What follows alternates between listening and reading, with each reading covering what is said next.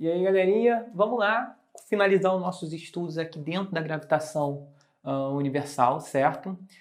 Apontando alguns pontos que muitos devem ter se perguntado ao longo dos vídeos, ok? São mais uma questão de curiosidade e interpretação, ok? Que é o seguinte, se eu tenho o meu planeta Terra, tá aqui o meu planeta Terra, e eu tenho um objeto por aqui, se eu solto esse objeto, o que acontece com ele? Existe uma força que nós aprendemos, chamada de força gravitacional, que é uma relação entre a Terra, o centro da Terra, vou colocar aqui o centro da Terra, o centro desse objeto, eles são atraídos, certo? A Terra atrai o objeto e o objeto atrai a Terra. Como a Terra é muito maior, a tendência é esse objeto descer, ok? Isso acontece quando eu pego um objeto e solto. Ele vai e cai. Agora a pergunta que fica é, e a Lua? Por que a Lua não cai na Terra? Essa é a pergunta.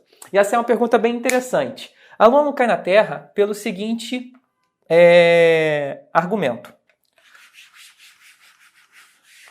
Eu tenho aqui a minha Terra. Agora eu vou desenhar ela toda. Ok? Nossa, ficou até perfeitinho. Ficou mais ou menos. E aí o que acontece é o seguinte. Quando eu jogo um objeto para frente, ok? Eu jogo um objeto para frente, a tendência é, digamos que eu esteja aqui, e eu jogo um objeto para frente, a tendência é o objeto vai e cai, ok? Se eu jogo ele com mais força, ele vai e cai. Em geral, eu sempre vejo o objeto caindo no chão, certo? Mas o que acontece se eu conseguisse jogar isso aqui com uma velocidade tão absurda, algo perto da velocidade que a Lua gira em torno da Terra, tá? E aí o que vai acontecer é o seguinte, esse objeto ele vai tão longe, vai passar quilômetros de distância, que ele vai começar a querer cair, ó, ele está caindo, certo? Ele está caindo, mas a Terra vai acabando. Se a Terra fosse plana, em algum momento ele cairia. Mas não, como a Terra não é plana, ele começa a seguir aqui a curvatura da Terra. E aí ele não consegue cair. Aí o que acontece? Quando o objeto está aqui agora, para onde ele é atraído? Ele é atraído nessa direção. Então eu posso pegar esse desenho e meio que girar ele. Vou fazer ele para cá assim, ó. Agora eu vou colocar o meu bonequinho para cá. Ok? Tá aqui meu bonequinho, esquisitamente em pé aqui. Ele jogou, o objeto foi caindo. Agora o objeto está aqui, que é esse mesmo desenho, só que girado. E aí qual é a tendência? Esse objeto tem velocidade para lá. Então ele vai tentar ir para lá, só que a Terra atrai ele, puxando ele para baixo. Então ele vai tentar cair de novo. Até chegar aqui. Aí eu posso pegar esse desenho e girar de novo. O que acontece é que esse objeto ele vai ficar tentando cair eternamente. Só que à medida que ele cai, a Terra acaba para ele. E aí ele fica tentando cair, mas a Terra vai acabando. E aí ele fica dando essa volta. Nós chamamos isso de uma queda perpétua, de uma queda infinita.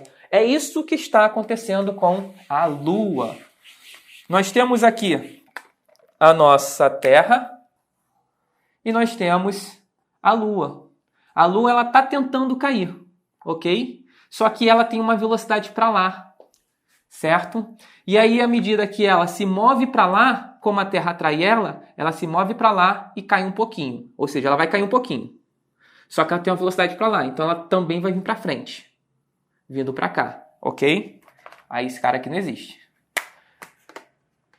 E aí, por causa dessa velocidade para lá e da queda que ela sofreu, agora a Lua tem uma velocidade aqui assim, ó.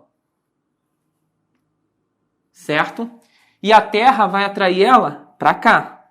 Então ela vai cair um pouquinho, só que por causa da velocidade para lá, ela também vai para frente, vai vir para cá. E aí não tem esse cara aqui. E agora a nova velocidade da Terra, da Lua, é para cá.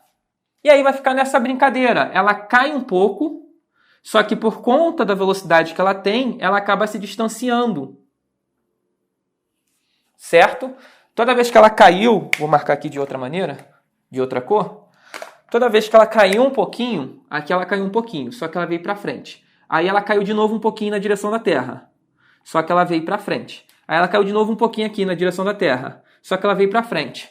Toda vez que ela cai um pouco, ó, se aproximando da Terra, ela se afasta por causa da sua velocidade. Aí note que aqui, ó, ela estava mais próxima da Terra, entre aspas, só que ela se afasta de novo por conta da sua velocidade. Então, o que está acontecendo com a Lua? A Lua está caindo, só que ela está numa queda eterna, porque à medida que ela vai caindo, a Terra, por causa da sua curvatura, certo? Ela vai acabando. Então, o objeto ele não consegue achar o chão. Agora, se a Terra fosse plana, aí as coisas seriam diferentes. Porque em algum momento, a Lua ia achar o chão, certo? Isso é um ponto super interessante, porque a gente tem que lembrar da primeira lei de Newton, onde a primeira lei de Newton diz que se não tem nenhuma força atuando sobre o objeto, ok? Ele vai permanecer com a velocidade que ele se encontra. Só que, nesse caso aqui, existe uma força. Existe a força gravitacional que puxa a Lua para o centro. Só que essa força é aquela força que nós chamamos de força centrípeta, certo? A força centrípeta é dada pela massa vezes a aceleração centrípeta. Nós aprendemos isso lá da segunda lei de Newton. Ela é uma versão da segunda lei de Newton para movimento circular. E o que a gente não pode esquecer? Que a força centrípeta é aquela força que existe uma aceleração, porém essa aceleração não muda a velocidade do objeto, só muda a direção e sentido. O que eu quero dizer? Que embora tenha uma aceleração centrípeta, a velocidade que esse objeto tem, ele permanece. Então, o que acontece? A Lua, ela está o tempo todo com a mesma velocidade girando em torno da Terra, certo?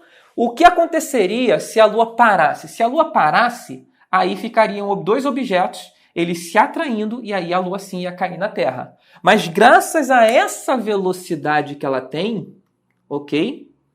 Essa velocidade que ela tem, é isso que faz com que ela jamais caia na Terra. Essa velocidade dela faz o seguinte: a Lua é atraída, mas por causa da velocidade que ela tem, ela se afasta um pouco.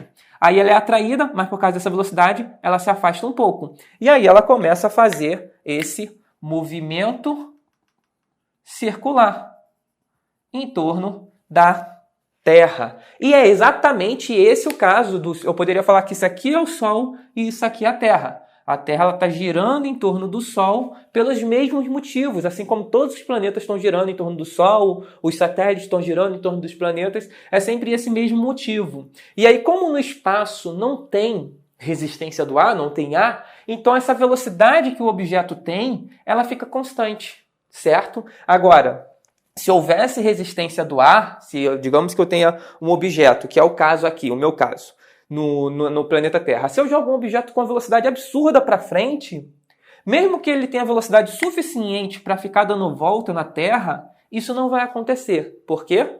Porque a velocidade dele vai diminuindo, e em algum momento ele ia encontrar o chão. Ele ia fazer isso aqui, ó. Em algum momento ele ia bater no chão. Nem que seja lá no Japão, mas ia cair no chão. Porque ele ia perdendo sua velocidade.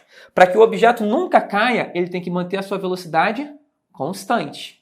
E para que isso seja possível, você não pode estar na atmosfera. E é exatamente essas contas que os astronautas, não, as empresas de telecomunicação e tudo mais, têm que fazer quando quer colocar um satélite no espaço. Um satélite de GPS, de informação, de internet, de comunicação. A gente não pode colocar um satélite numa região que tenha atmosfera. Porque se tiver atmosfera, o satélite ele vai perder velocidade e em algum momento ele vai cair na Terra. E aí o que a gente tem que fazer? A gente tem que colocar o satélite a uma determinada altura, um pouco longe da atmosfera, para que ele consiga girar em torno da Terra sem perder essa velocidade. E aí ficar em órbita. Então o que é preciso fazer para colocar um satélite em órbita?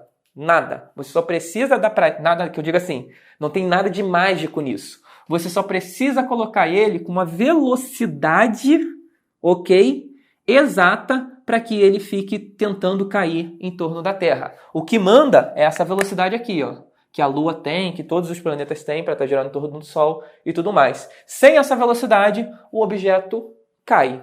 Tá bom? Basicamente é isso. E agora um ponto importante sobre os nossos satélites. Nosso satélite, agora está muito na moda aí falar dos satélites por conta da SpaceX, que é uma empresa aeroespacial que está lançando um monte de satélites no espaço. No espaço não, na órbita da Terra. Fica o seguinte questionamento. Para que esse satélite, digamos que eu lancei um satélite, certo? Esse satélite ele vai ficar girando em torno da Terra. Existem vários tipos de satélites, mas os mais comentados são aqueles chamados geoestacionário.